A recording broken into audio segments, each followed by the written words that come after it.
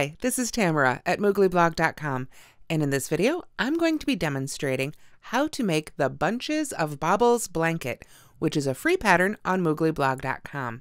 To get the written pattern as well as information on all the other things you'll see in this video, please do go to the link in the description where you'll find a link out to the written pattern and then hook and the yarn and everything else you need. For this pattern, we'll be using Red Heart Bunches of Hugs yarn in 3 different colorways, and I'll be using a J hook, which is a 6mm. This one is by Furls, one of their Streamline collection. So let's go ahead and get started. This is the blanket we'll be making right here. Let me pull one of these skeins of yarn off so you can get a better look at our pattern. It's mostly double crochets and single crochets with these fun front post bobbles worked every so often that dip down into the row before. It's also got a lovely border, which is really textured. Hopefully you can kind of see that in profile a little bit here, and I'll be demonstrating how to make that as well. The Bunches of Bobbles stitch pattern calls for any multiple of 6 when you first chain. Now this is written out as a multiple of 6 plus 5 plus 1 more for the turning chain, but if you're just starting with a plain old chain, then you can just go ahead and chain any multiple of 6. If you choose instead to start this pattern with foundation stitches, foundation single crochet would be a good substitute, then you just need a multiple of 6 plus 5 more stitches tacked on then at the end. I will be starting with a standard chain, and I'm just going to make a small swatch here. This is just 18 stitches, which will be enough to demonstrate the stitch pattern itself. After we've chained our starting chain, and again, if you want to make this full size, there's instructions in the written pattern, then we're going to skip the chain closest to the hook and go into the next chain. I like to work into the back hump of the chain. If you look at chain anatomy, usually this is considered the top of the chain where you've got the two loops sort of make a V there. I like to go into the back. It just gives a really nice finished edge, I think, which is great to work into when you're adding your border. But that's just personal preference. Like I said, it is totally up to you. So back to this first row. This first row is, like I said, just as simple as could be. It's mostly a matter of counting out your chains and then single crocheting right across into each chain. It can be a little bit fiddly, which is why I suggest if you like using foundation stitches, you could use foundation single crochet instead. Might be a little quicker depending on which one you prefer making. I'm also starting with my first color, color A. In this pattern, I've chosen to use the Rain colorway of Bunches of Hugs, but of course you can use whichever colors you prefer. So since we're just single crocheting on across, I will see you when I get to the end of row 1. Okay, and here we are done with row 1. You can see it's just single crochets across. And once again, I know I'm harping on this a little bit with the stitch counts, but when you're starting a blanket, you don't want to get that wrong. So I started with 18 chains, so now I've got 17 stitches because I skipped that first chain as a turning chain. So after you've made that first row, it should be a multiple of 6 plus 5 more. We've got 17, that's a multiple of 6, 12 plus 5 is 17. All right, now we can continue. So for row 2, very easy. It's just double crochet on across. And I wrote this out with a chain 3 as the first stitch, but if you prefer, you can use whatever chain 3 alternative you like to use for your double crochets, whether that's a chainless standing double crochet or a chain 2 that doesn't count as a stitch. Once you put that border on, it won't really matter. So it's whichever method is up to you. If you're interested in trying the chainless starting double crochet, I do have a link to that in the tutorial that is linked in the description for this video. So it's got its very own video tutorial. So like I said, row 2, easy as can be. We're just going to double crochet right on across. Whatever your stitch count was for that first row will be your stitch count for the second row. And at the end of row 2, we're going to switch to our second color. And at that point, what we're going to do is finish the last stitch of this row with that next color. We're not going to cut the yarn. Now, if you prefer, if you're using a lot of colors, if you're maybe using this pattern as a stash buster, or just like I say, you're using a whole bunch of colors, then you may end up wanting to cut the yarn after every color section. Oops. Got concentrating on my talking more than my crocheting there. So like I was saying, if you're using a whole bunch of colors, you may end up needing to cut the yarn after each section is done. However, with just 3 colors, I find that they float up the side really well. You can just carry them right along the side and then cover them up with the border. Honestly, when I look at the finished blanket, I would have to look really close to even tell which side has the floats of color. So I'm going to go ahead and demonstrate that for you now. What we want to do is change colors on the last stitch of the row. So however many stitches you need to make for row 2, when you get to the end, that's when it's time to change colors for the next color, in this case color B. So I'm going to start the stitch just as I normally would for a double crochet and stop when I have 2 loops left on the hook. Then I'm going to bring in my second color. And here is my color 2, or color B. This one I'm using the Capri colorway. So I want to leave a good 6 to 8 inches here at the end for my tail again, so I can weave that in when I'm all done. But I'm just going to go ahead and yarn over with this new color and pull through to finish the stitch. And then very carefully, again, make sure you don't pull that tail on through. I'm going to go ahead and chain 1 for the turning chain for row 3. And I can tug back down on those a little bit if need be too. And then I turn and I'm ready to work back the other direction. So to begin row 3, we're going to start by single crocheting in the first 5 stitches. That chain 1 does not count as a stitch itself. So we do want to work into that first stitch. There's 3, 4, and 5. All very easy so far, all pretty standard stitches, but now we're going to go ahead and work that front post bobble, which is what gives this blanket its unique texture. To do so, we're going to start by yarning over, then we're going to go around the post of the next stitch. So instead of working under the top 2 loops like we normally would, we're going to go around the post from front to back. So that means we come from the front of our fabric, go around the post, around the back, and come to the front from behind. So let me show you that move again one more time. I yarn over, then I go around the post like so. Then I'm going to yarn over, pull up my loop, yarn over, pull through 2, and stop with 2 loops left on the hook.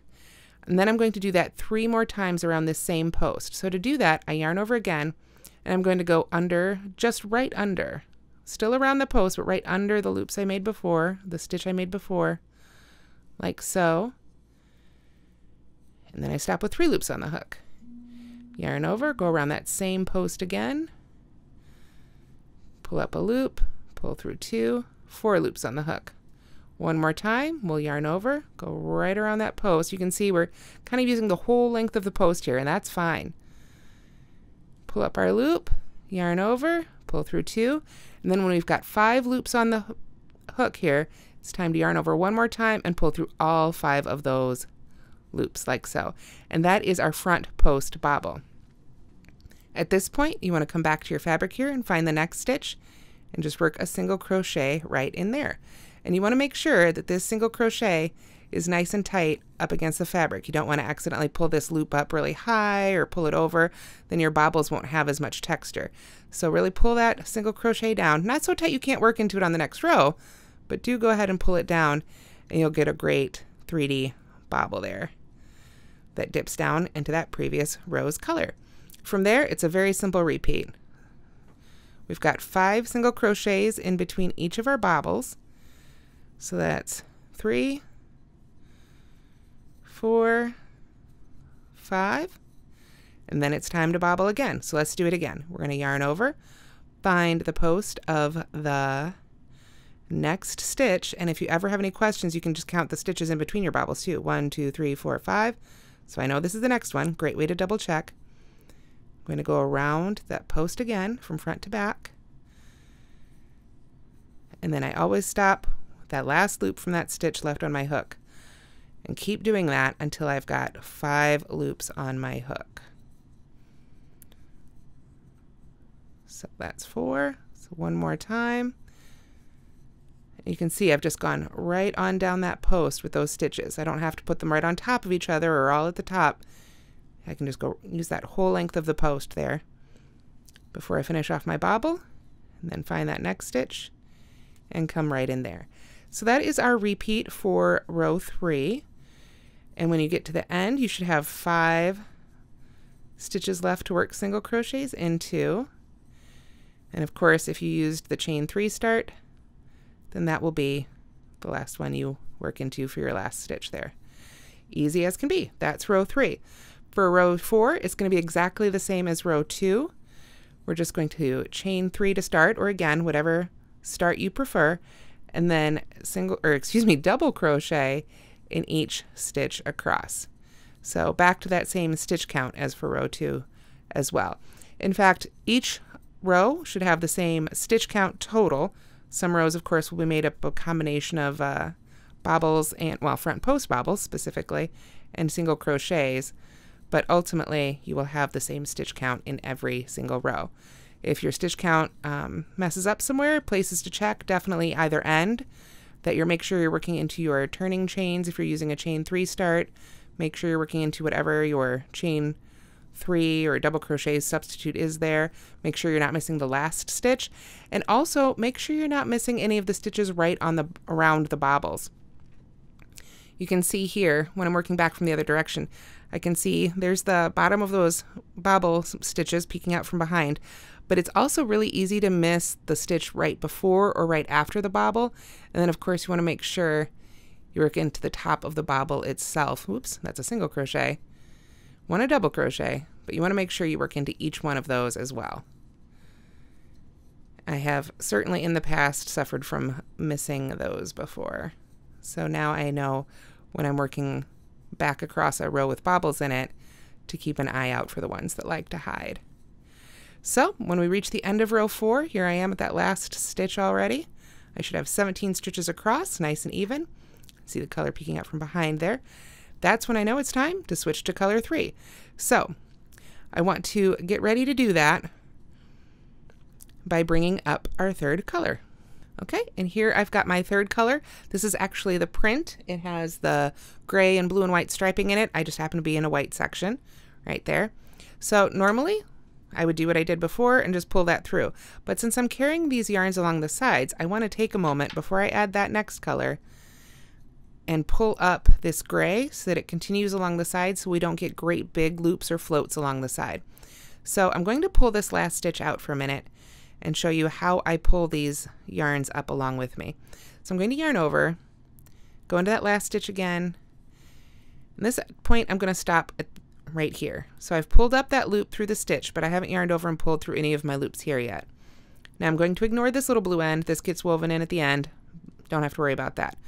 But this gray one, there we go, I do want to be able to use this later when I come back to this color in my striping pattern. So what I'm going to do at this point, let me try and pull this little end out of the way so it's a little easier to see. I'm just going to lay this gray end over my blue end before I yarn over with the blue and pull through these 2 loops right here, like so. Just like that, I've pulled that gray up a little bit and tucked it up nicely along the side. I don't want to pull it too tight because that will, you know, cause the side of our blanket to pucker up, and I don't want it to be so loose that it's hanging out, you know, here on the side, causing problems when I go to work my border. So I just want to pull it so that it's nice, just not super snug, just the right amount of tension. If I pull on my blanket, it doesn't cause it to pucker or make it stiff at all, but it's also not hanging out too loose on the side. So that's how I tack down the previous rose color. Now I'm ready to pull in the color we're going to use here. So I will go ahead, just as before, leave a nice little length and finish off the stitch with the next color, and I can pull down on those loops to tighten it up a little bit. And then I'm ready to chain 1 again and start working back across with another single crochet row. Now this is going to be really, really similar to row number 3 where we made our bobbles before, but one small difference. Instead of starting with 5 single crochets, we're just going to start with 2. So there's 1 and 2. Again, don't worry too much about this looking too much like a mess right now. A lot of that's going to get covered with our border. Just let all those ends hang out and wait for you. So after we've made our first 2 in row, what is this? Row 1, 2, 3, 4, 5, row 5, starting to lose track there. After we've made our first 2 single crochets, then it's time for another front post bobble. So we go around that one right there, just as before, front to back. Oh, good grief. Keep dropping my yarn. Let's try this again. There we go. We're going to make our front post bobble, and we'll do the same thing again until we get to the point where we have 5 loops left on the hook, just as before. And you can see I've also flipped my fabric, my previous rows here, to make it that much easier to work around that post. You can try that if you like, or you can hold it upright, whatever you prefer. So I'll finish that bobble, find my next stitch, like so. Remember, we don't work into the top of that stitch, we're working our post stitches around. That gets left blank. That is well used already. So then we work 5 single crochets again. So very, very similar to row 3.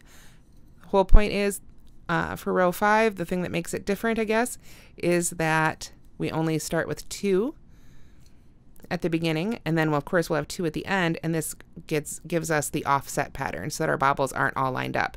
If you prefer the lined up look, if you actually wanted all your bobbles to be in a straight line, you could do the same thing again, just repeat row 3 and work 5 and then the bobble. But instead, we offset it by only working 2 at the beginning and then again at the end. So we'll have one more bobble in this round, or excuse me, in this row than we did on our previous bobble row. So that's a way to help keep count too. Since this one is a little bit offset, we just had 2 bobbles in our last bobble row, and this bobble row will get 3. So get those made together here. So after you've made your bobble, then of course it's back to the repeats of 5 single crochets followed by a bobble until we get to the end of this row. And since it's a row 5, we should have 2 stitches left after the last bobble of this row. Looks like we're in good shape. There's 3 stitches left, including that chain 3 turning chain. So we'll work one more front post bobble for this row. And once again, you can see I've kind of flipped my fabric. That way I can use my non-hook hand to hold that stitch that I'm working around up a little easier, separate from the other stitches, and it just makes it that much quicker to make these little bobbles. So we yarn over, pull through, finish that one. 2 stitches left to finish off row 5 here. Make sure you go into that top of your turning chain if that's what you're counting as your first double crochet. And then from there, same thing as row 4. We just single crochet, or excuse me, double crochet all the way back across, and then we'll be ready to change colors again. So I want to demonstrate that one more time when we've got all our colors here. So I will see you at the end of row 6. Okay, you can see we've actually had a color change in our last yarn here, one of our prints. This is the magical print in Bunches of Hugs. So before I start this last stitch of this row, I just want to show one more time how I bring up those other colors. So I've got my yarn over, I'm ready to go into the last stitch of the previous row here. And I know this is where I'm going to be changing colors. So just as before, I'm going to pull up one loop. And then when I've got all the loops on the hook, but I haven't pulled through any of them yet, I'm going to let that rest for a minute.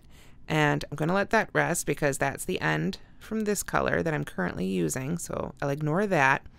And I know the gray color is what I want to work with next. So to bring the blue up just a little bit, I'll find that active end here, not the tail end, but the end I want to crochet with next, and lay that over the end I'm crocheting with, just like I did before.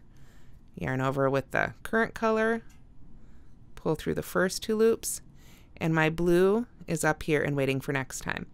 Then I want to come all the way back down to this gray.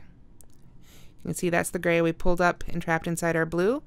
That's the next color I'm going to be using, so I'll yarn over and finish the last stitch with that one, like so.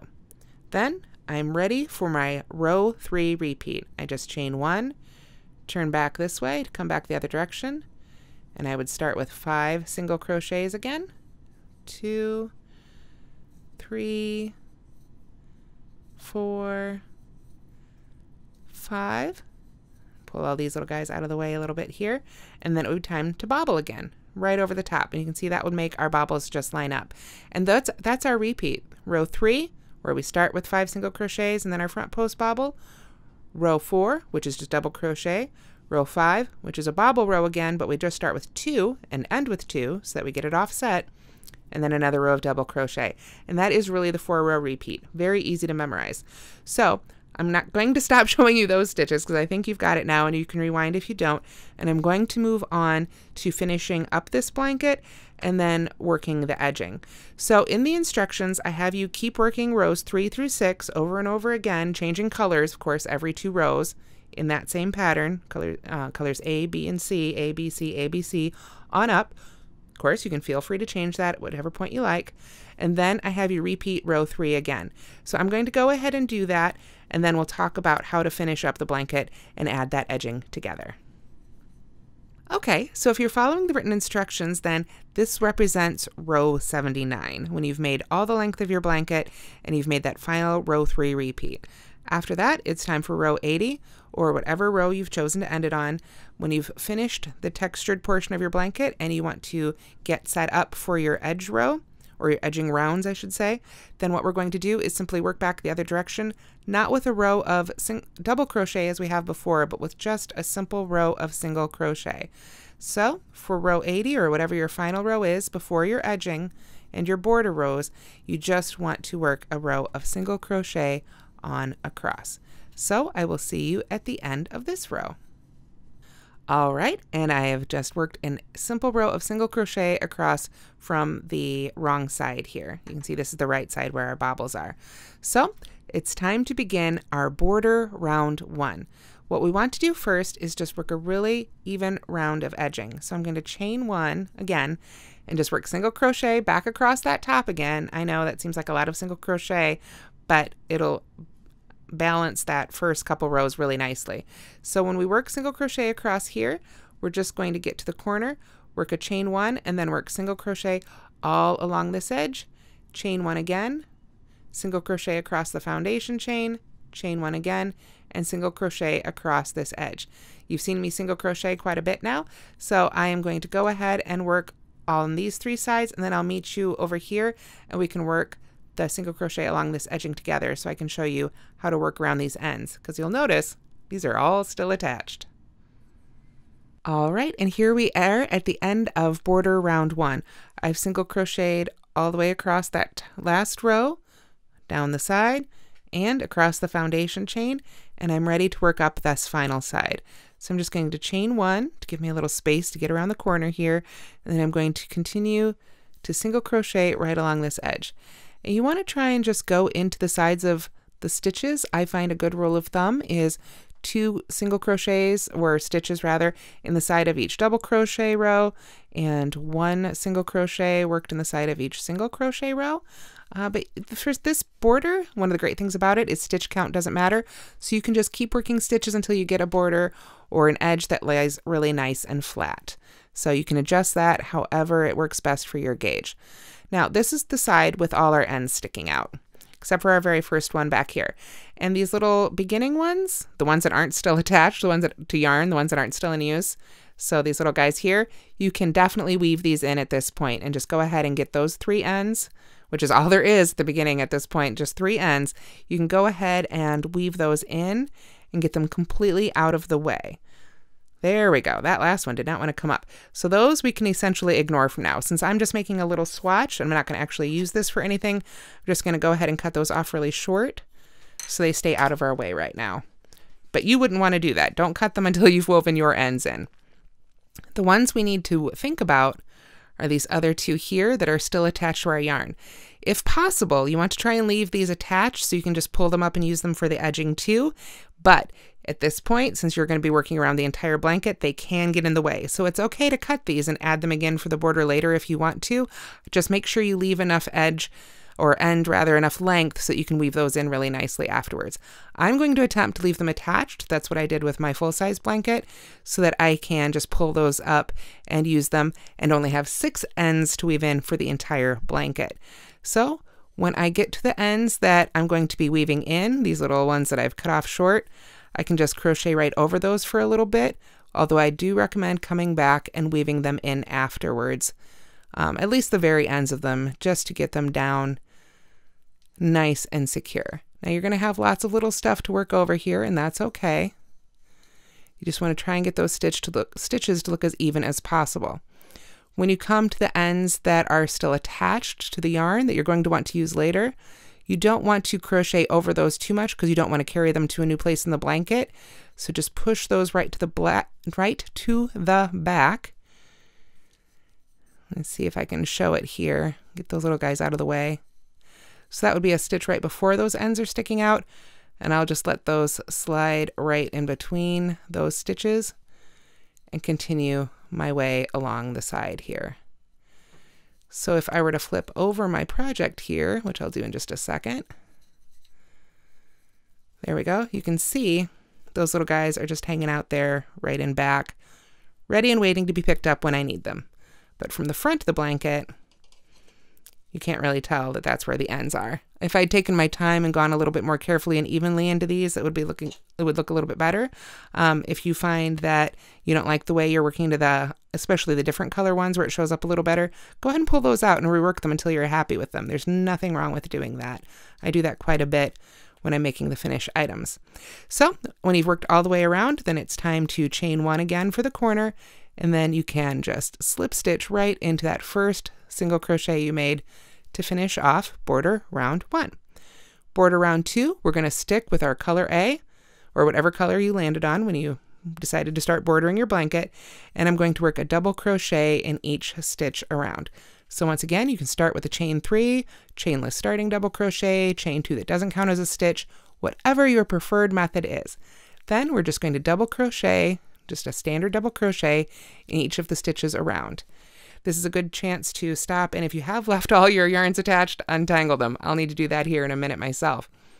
But when we get to the corners on this one, I just want to point out for border round 2, you'll work in each of these chain 1 spaces. So the chain 1 space at the corner, you want to go in there with 2 double crochets, chain 1, 2 double crochets.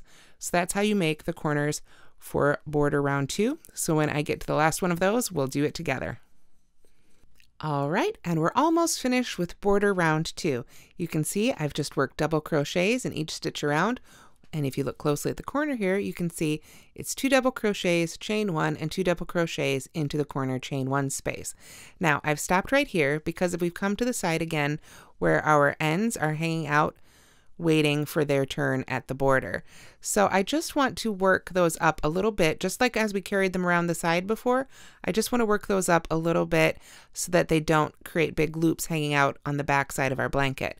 So when I get to that section where I know they're coming up here, I'm going to do them one at a time. So I'm going to go into this stitch just like when we did carrying them up the side before. I'm going to pull one of these, whichever one of these just seems to be closer. Right now it feels like that's the blue one. It wants to go first.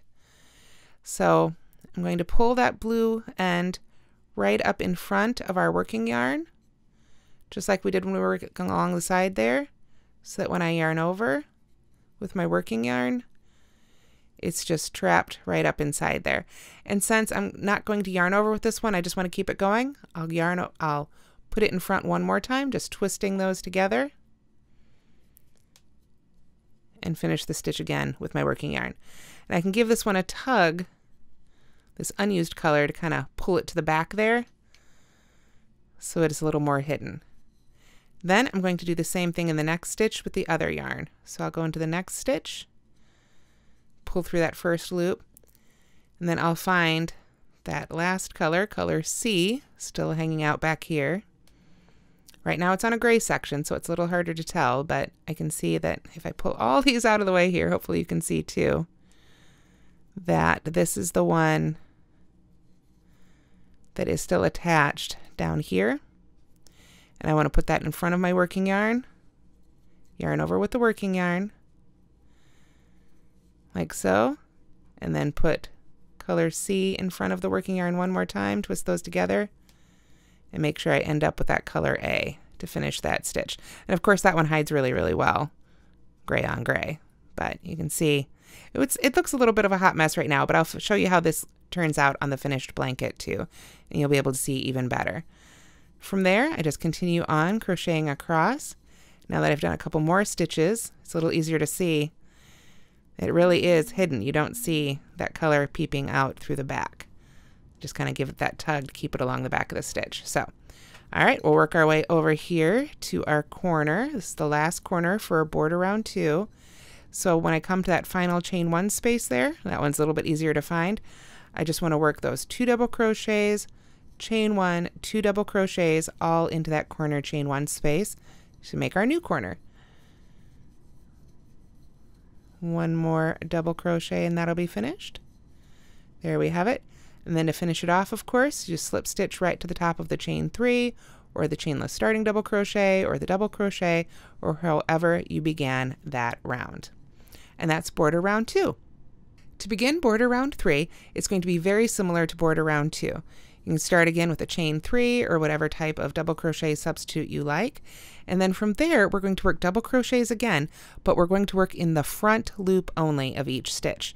So if you're not familiar with front loop only versus back loop only, when you look at the top of a stitch, you see those 2 loops, and normally you'd go under both of them to make a crochet stitch.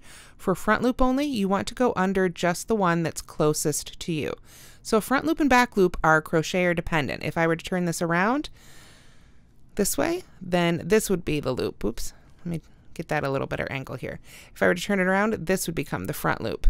But since we're going this direction, here we are. This is the front loop, the one that's closest to me. So that means I'll yarn over and go under just that front loop of the next stitch, like so, to make my next double crochet. And then I'm going to do that on every stitch around. So just come up right in the middle of the stitch like that, so you can work under the front loop only. Other than that, it's pretty much the same as the previous row. Double crochet in the front loop only of each stitch around. We just need to treat these corners a little differently. So let me work my way around, and I'll show you how I make the corners for the border round 3 in just a moment. Okay, so I've worked across a little bit here, and I'm at my corner chain 1 space. So for the corners of this row, or round rather, instead of making more double crochets, we're going to come all the way down here and just make a single crochet, chain 1, single crochet. And that's how we work the corners for this round. So they're a little bit shorter, but it'll make more sense when we come back around for the next round and the next color. After the corner, go right back to working in that front loop only. You can see I gave that a little tug. It frees up those top 2 loops for that first stitch after the corner there. And those can try and hide from you a little bit.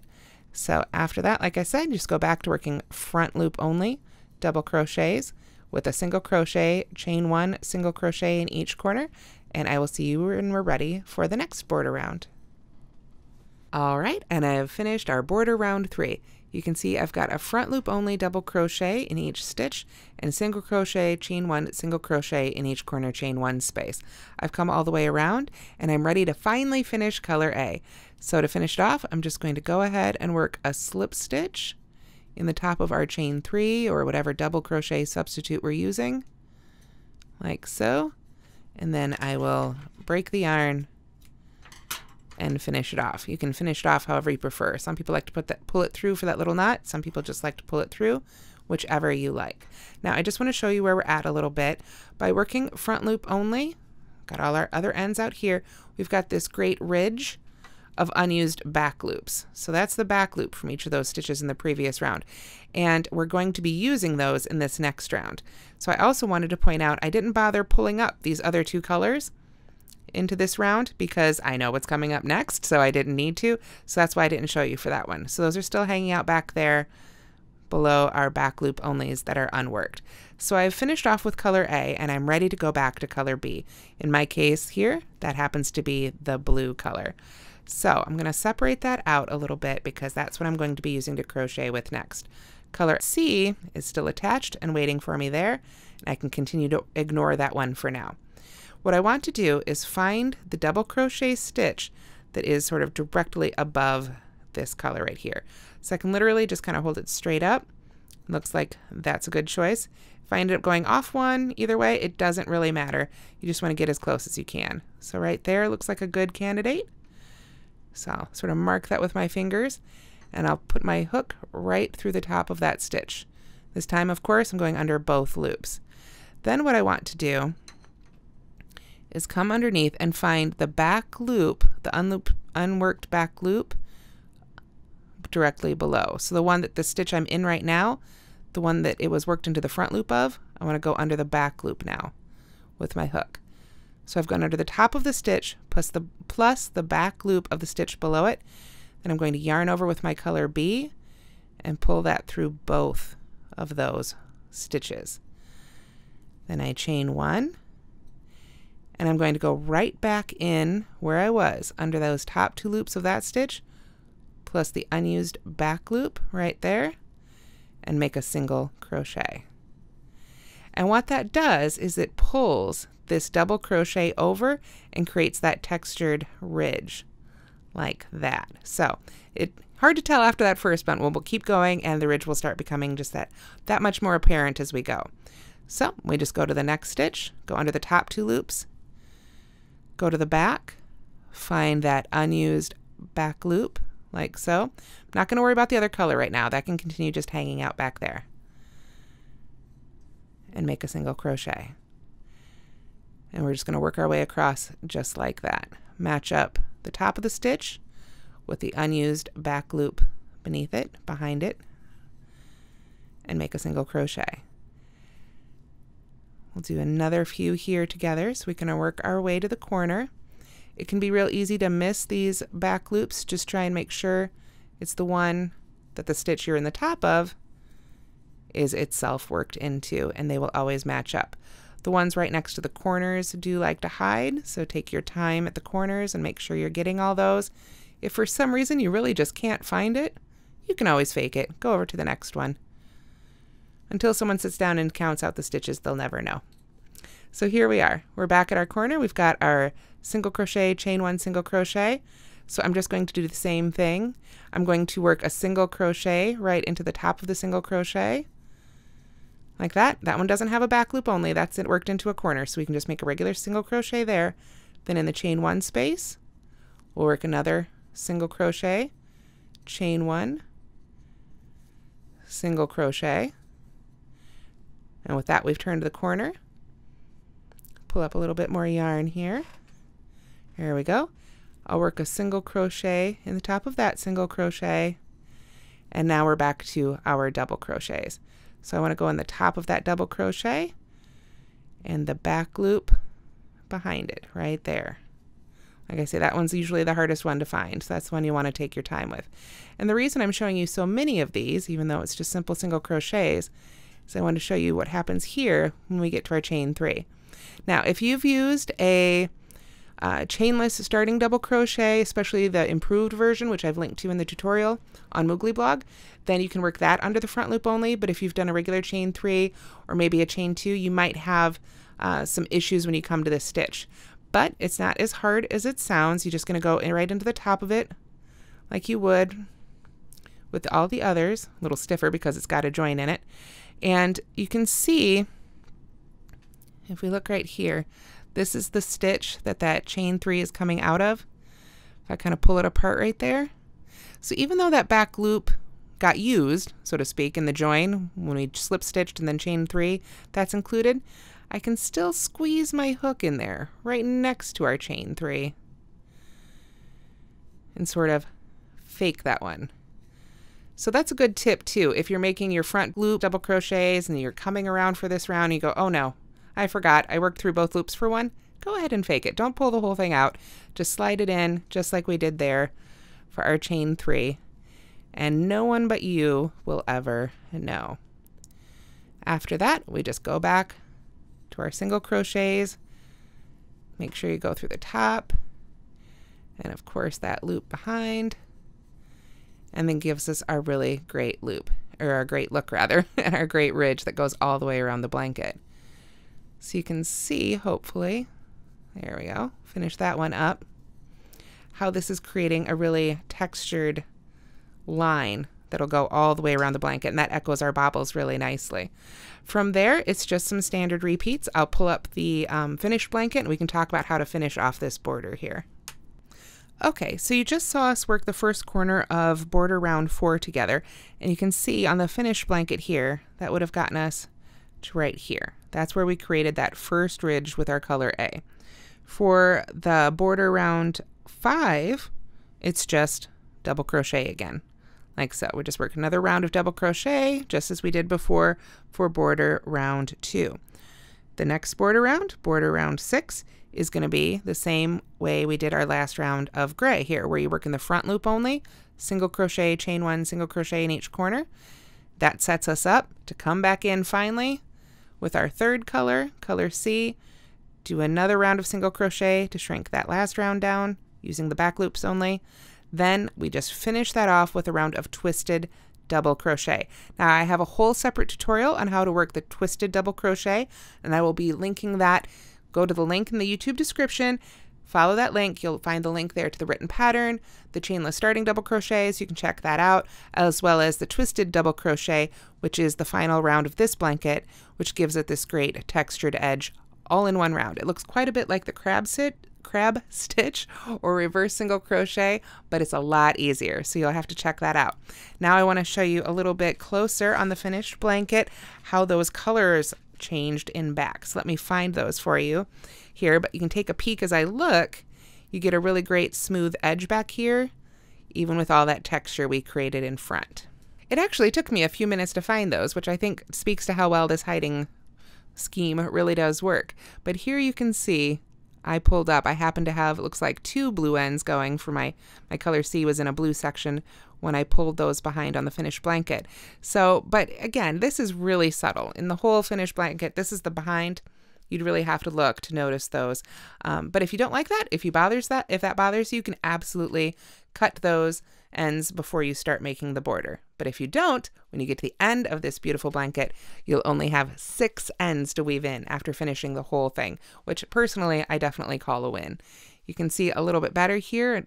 Another look at our border with that textured ridge made when we worked into the back loop only and shrink down those double crochets. We do that one more time with color B.